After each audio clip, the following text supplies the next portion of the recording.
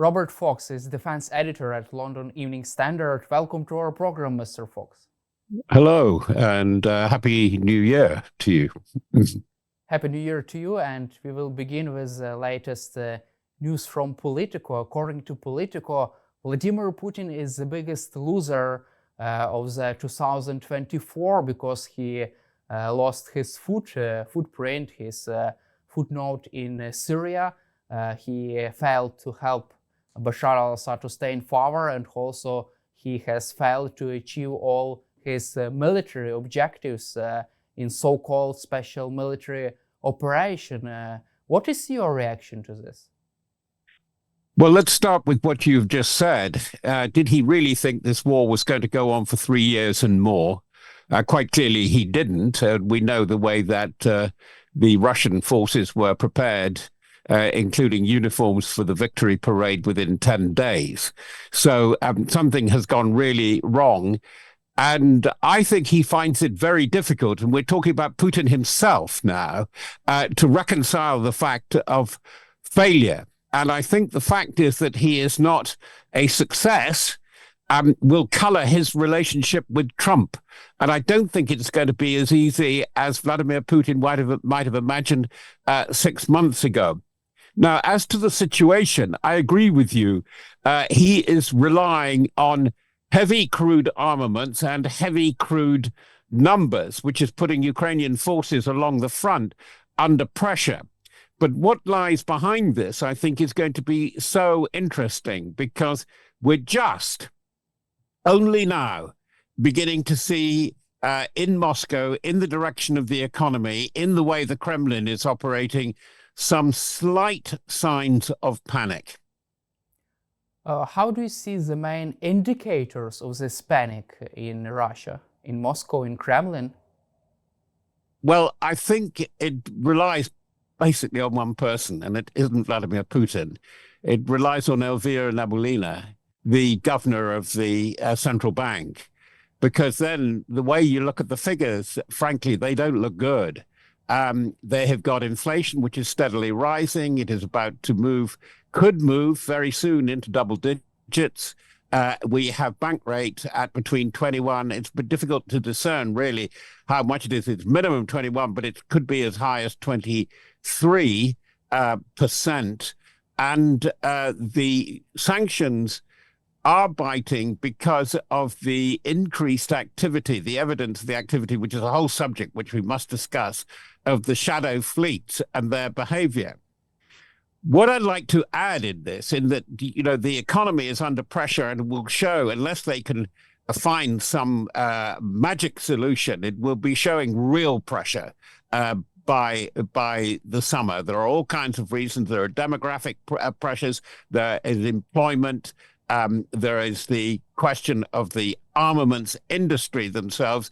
And frankly, what we have to see, in view of what you've said about Syria, with which I agree, failing allies. So we have to watch that. But meanwhile, it's a big resilience question, because Russia, I fear, in the next 2 or 3 months is really going to try and knock Ukraine out by doing what it always does, which is attacking civilian populations.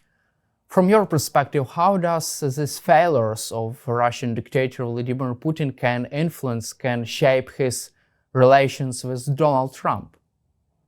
I think it's going to be very difficult, because the Trump has always, in the past anyway, seen Putin, I was about to say, as a kindred spirit, but from somebody I know well who has seen them both together, is that, you know, they're two narcissists together, and they think that they're big leaders. And the great thing about Trump-Putin is that each thinks he is smarter than the other. And I think that's going to be the very difficult proposition. Let's look at Trump. Trump likes deals. He's a transactional leader, if you could put it like that. He likes fixing things, doing things. The book that was ghosted for him is The Art of the Deal. Matching that, you have to be well aware is that Trump does not like long entanglements. He doesn't like big wars. He doesn't like long ones. And he's got two really difficult ones on his hands, which he will try to disentangle himself from. One in Europe, which is Ukraine.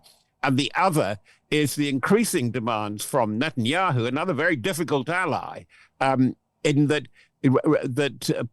Trump will, I think, resent the amount of money and arms that he is having to put into Israel.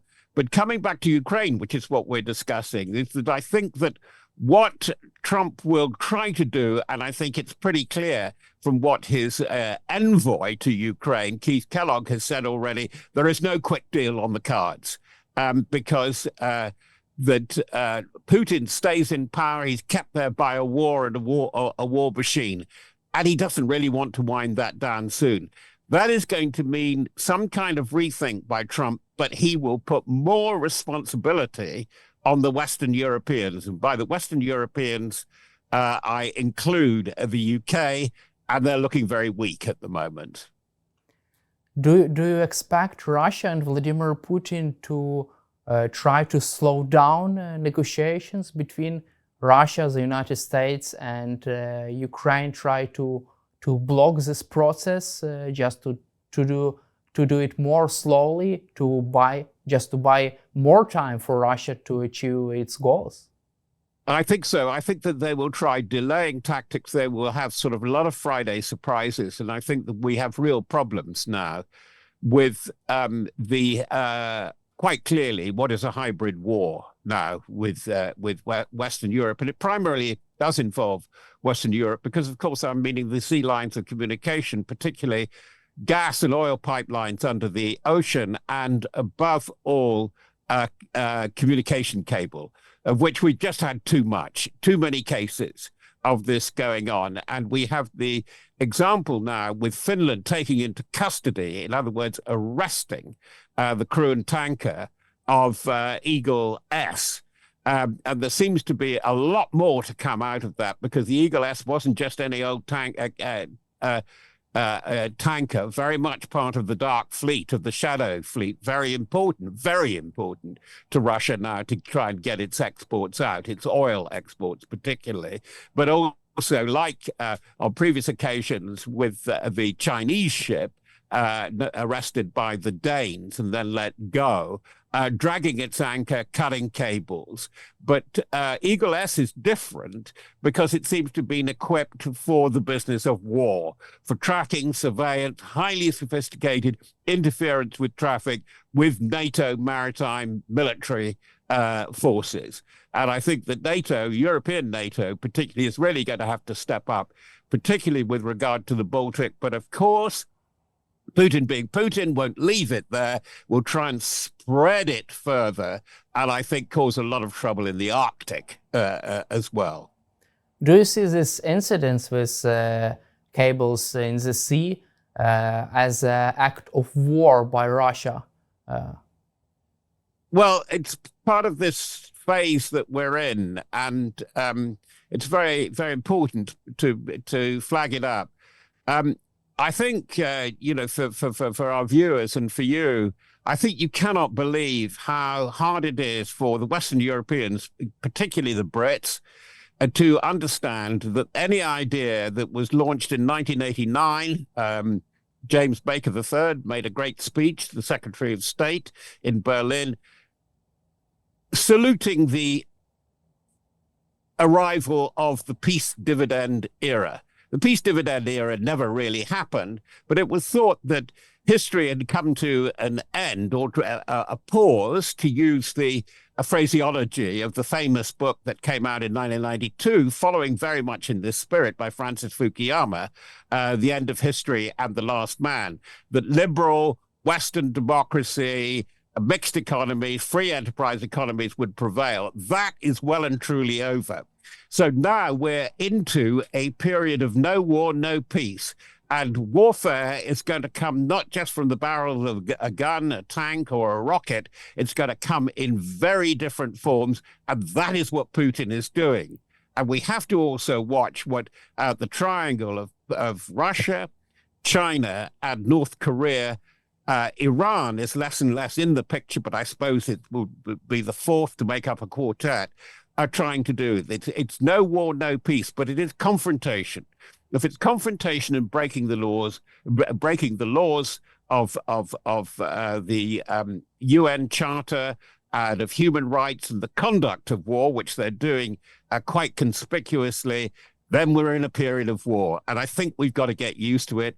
Western Europe finds it very, very difficult indeed. And you will see that acutely in the election campaign in Germany. I would like also to get back to the topic about negotiations between Russia, Ukraine, and the United States. Russia's foreign minister Sergei Lavrov said that Kremlin would not support banning Ukraine from joining NATO for 20 years and deploying European peacekeeping forces to Ukraine. At the same time, Vladimir Putin said that he would be open for ending the war in Ukraine. Do you expect these negotiations about a ceasefire in Ukraine to succeed at any kind of stage in the future? Do you expect any kind of success in any time? But a long way off, yes. In the short term, no. Because I think you're absolutely right to point to the Lavrov speech, latest Lavrov statement, in saying that, that they won't even accept a discussion of a pause of Ukraine joining NATO, a pause for 20 years, and on the borders, that you have some peacekeeping force manned by European forces, which is under active discussion, as we all know, much to the reluctance and horror of the British, less so to the French, because the British and the French are quite likely to have to frame it and lead this operation. Lavrov, though, is curious, isn't he?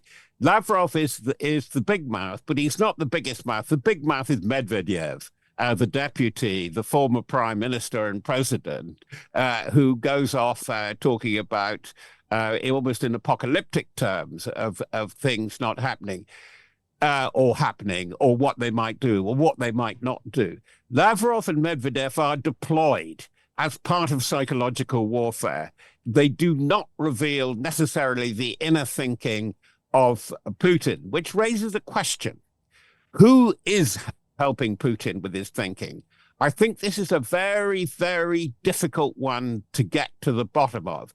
It's obviously a part of the security, the securitocracy of the National Security Council, well-known figures there, those in charge of the FSB, the GRU, the internal services, the mayors of Moscow and Petersburg, and the Patrusha father and son, two very, very important figures.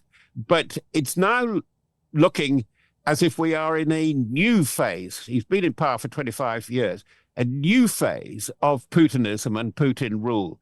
He wants to claim absolute rule, but it's flaking on the fringes. It's like an old carpet that's beginning to come apart at the edges, simply because you can say, I can look at this because I'm even older than Vladimir Putin. He's trying to do too much in too many different directions with very scarce resources, or scarcer resources, could I say it? Let's be sensible about this. Scarcer resources than he would like us to think that he has. And the real sign of that we've seen, as you rightly say, is this month, as we're still in December, what has happened in Syria. He could not really do anything to save Assad and the Assad regime. Russia did a bit of sporadic bombing to stop HDS in their march south from Idlib, but it wasn't serious. It wasn't much. And then within days, they were trying to ship out kit from Hamamim, the main air base, and I suspect it was the more sensitive guidance materials with the S-400 air defense batteries. From your perspective, what could cause the collapse of Putin's regime, and what kind of fractions inside Kremlin, what kind of people could threaten Vladimir Putin personally? We just don't know enough. We know that he has become more and more security conscious for his own security. There are numerous stories, deeply researched by my colleague Luke Harding of The Guardian, of doubles and so on. But we do know he moves around. He is heavily protected. He is personally extremely sensitive, as we saw throughout COVID, these extraordinary figures, which really look rather crazy. I don't know whether they thought that was the way that most audiences would react. Of those enormously long tables and him at one end and the other, it was something like a very good Hollywood comedy, say, like the Marx Brothers, or Charlie Chaplin doing The Great Dictator. I mean, he looks almost like a comic figure when he's doing that. And I think that he will put on great personality displays like the 4-5 hour news conference, but with greater and greater difficulty. Now, to be blunt, to get to the heart of the thing, it is when Moscow and Petersburg really feel the pinch, when they don't like what's going on, when there are more drone attacks, possibly, but also when there are too many body bags coming home. It's amazing how they've managed to really deflect that up to now. And by my calculation, they're coming up. If they go on at this rate, by March, they will have had over 1 million dead and very seriously injured, to the extent that they're taken out of the battlefield. They're not military competent.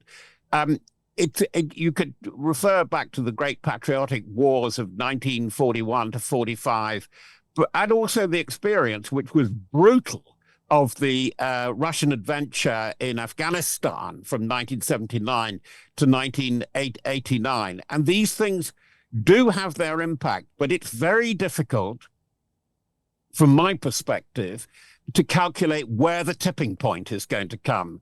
But I'm pretty sure you're right in suggesting that it will and can, or it could very well come somewhere. And I think it may well come in 2025.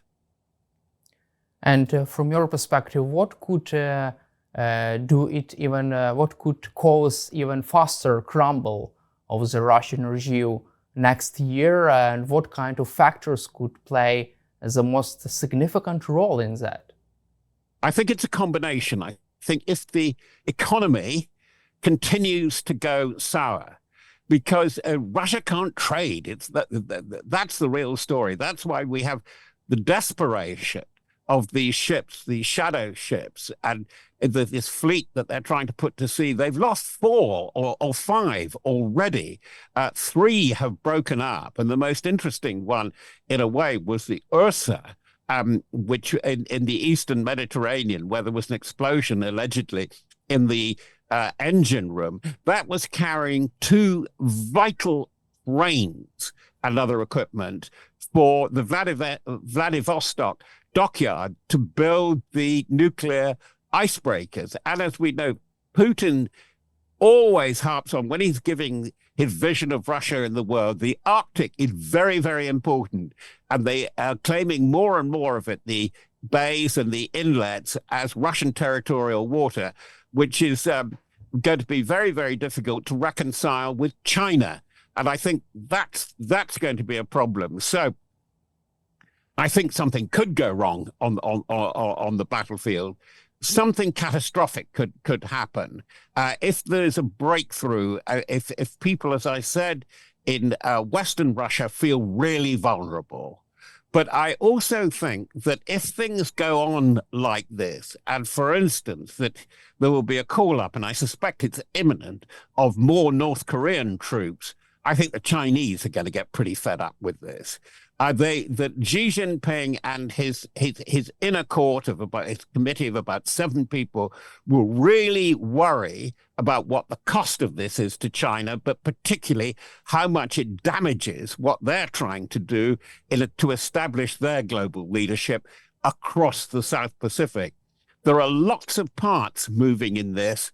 And the interesting thing is, less and less does Putin seem to be in charge of what he's doing. He's doing too much. He's trying to destabilize Moldova. He's trying to destabilize quite successfully up to this point Georgia. He's annoying Azerbaijan with this ludicrous claim and counterclaim and half apology for downing the Embraer aircraft from Azerbaijan over Grozny, which sends a message to would-be allies of the Astana group. He's messing around in the Balkans. Now, if this continues, if it makes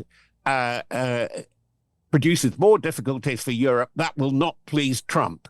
Because Trump he really means it, wants Europe to take on more of its own defense and security for reasons which are quite understandable. If, frankly, Putin is just going to be a damn nuisance to all this, inconsistent, I think that Trump will abandon him. The only card in diplomacy, I think the main card that Putin can play is if he can get some scheme for negotiation going through Elon Musk. But Musk, I think, is on borrowed time. He's being too successful. And it's the battle of two extremely vain men. And I don't think that a narcissistic personality like Donald Trump can stick with this man inventing himself as almost the alternate president of the United States. But through Musk, there is a real chance, I think, of getting through to Moscow. But whether Putin will go along with these terms, because once the war stops, very likely he could stop as the new czar of the new Russia. I would like also to cover with you North Korean topic. Over 3,000 North Korean soldiers have already been killed or wounded in Ukraine, according to Ukrainian President Volodymyr Zelensky. Do you feel that such high casualties could force Kim Jong-un to recalculate his position, his policy on helping Russia? I don't think much is going to make him change his mind, because I think that he thinks he's onto a winner there. He could afford to lose 100,000 men. This is the calculation, and he may well offer up to 100,000 men. But I think it spells danger for him. He sees the advantage of having this new ally, Russia, so he can break out of the encirclement. Again, this must be quite worrying for China, but he gets oil, possibly food, and he gets a sharing technology, particularly in missiles, hypersonic missiles, and in satellites, which he's very keen on, as well as developing the nuclear arms industry.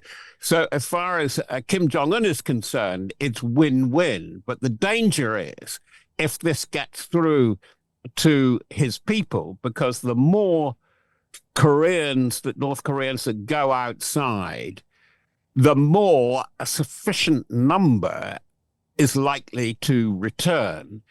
And it could put pressure, and there is a scenario, and Western intelligence is looking at this very, very carefully, that there could be a breakout through the tri-point, where North Korea, this extraordinary point where North Korea, China, and Russia meet, and these desperate people could go north. We know that there's quite a leak from China, from the outer western reaches of China into Russia as the tundra melts. Desperate farmers go and try and recover land there. And that's in the tens of thousands, if not the hundreds of thousands now. It could be very volatile indeed. What I also fear while we're doing North Korea, if you look at, and they're really terribly important, if it's 26 years after the no, it wasn't. It was more than that. After the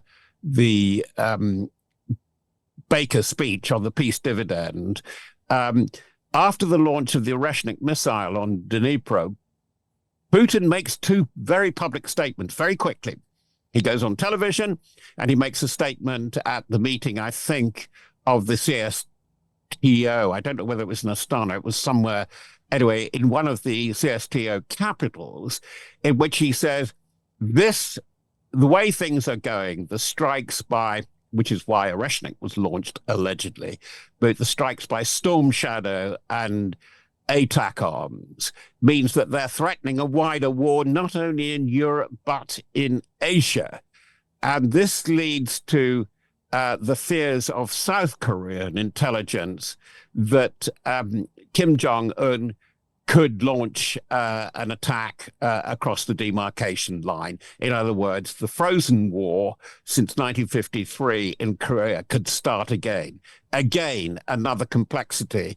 And at that time, you may recall, this is last month, November, they published the terms of the mutual defense treaty agreed by Kim Jong-un and Putin, and Clause 4 was a mirror of the NATO Article 5, mutual defense. If we're attacked, we are bound to come to the help of another.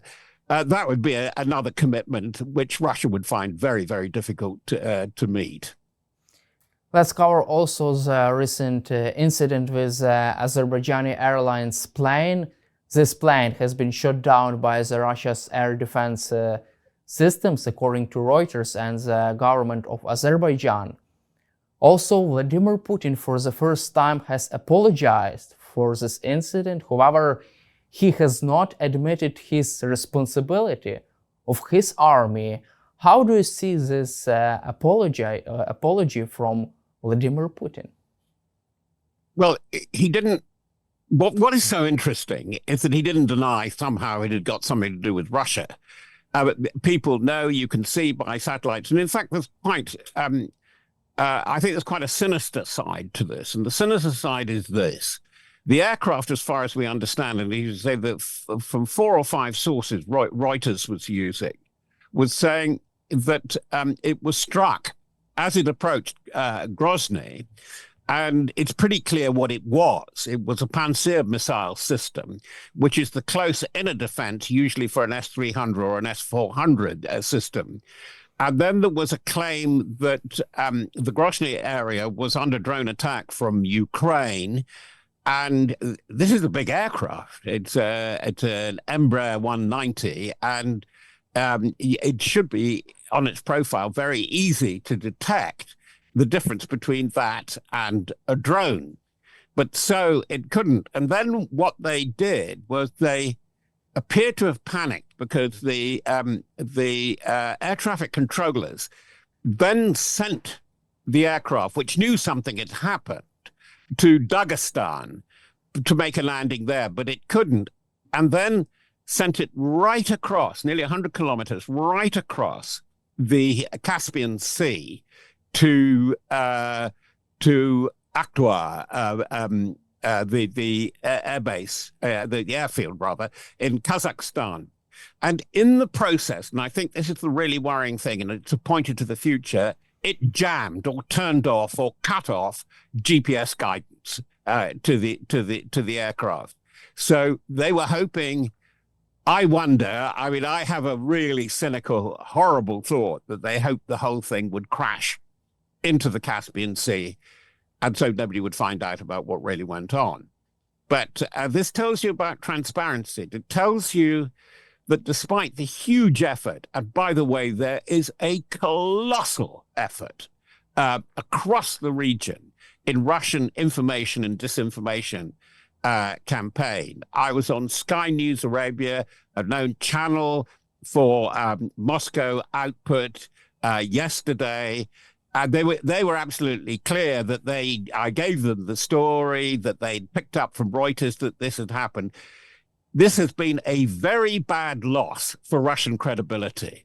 Let's put it like that, because I think it's really worried allies, very close allies, clients, but allies like Azerbaijan, clients like Kazakhstan. And I think that's the importance. But you can't go beyond that. It's not a change in the world, but it's a change in the weather. It's a change in the climate of the way people see their security and future.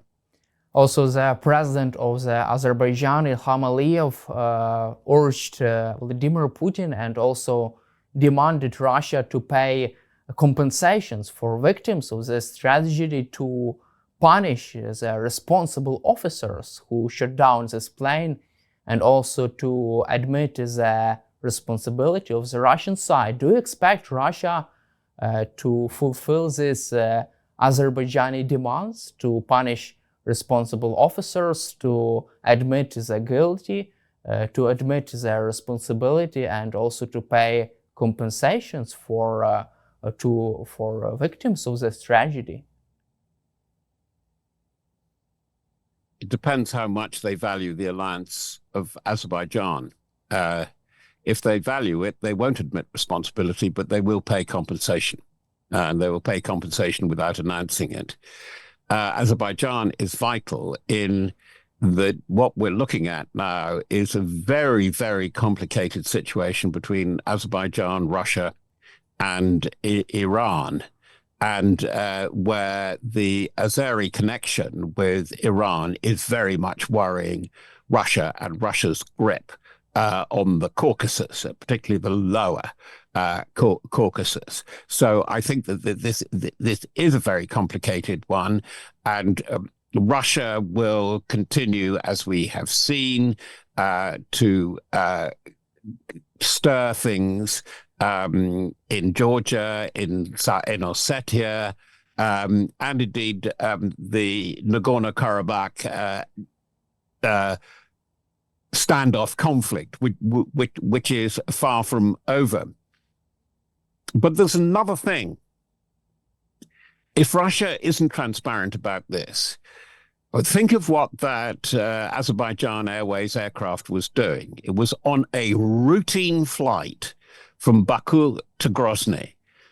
Does this mean to say, in an area where there is a lot of drone activity and effective drone activity from Kiev, it means that almost any commercial airline traffic across that region is vulnerable? We know the airspace is closed from time to time. In fact, there was a closure in and around that time. And the alarm was slightly sounded by one of Putin's personal key allies in Ramzan Kadyrov, who offered his condolences immediately. He seemed to know exactly what had happened. So it is a very important question of trust. That's what I would agree. And trust is the thing that is going to be so difficult for Putin. Putin, with this sort of great dream of Russia being the great Euro-Asian power, he will become more and more dependent on China, above all, China completely. And he is losing very badly to China in an area where he wanted to make substantial gains, namely Africa and to an extent South America and parts of Asia, Southern Asia. But it's really Africa where there's the real confrontation of interest. And I think this points to what I've been saying consistently, is that Russia now has to follow China.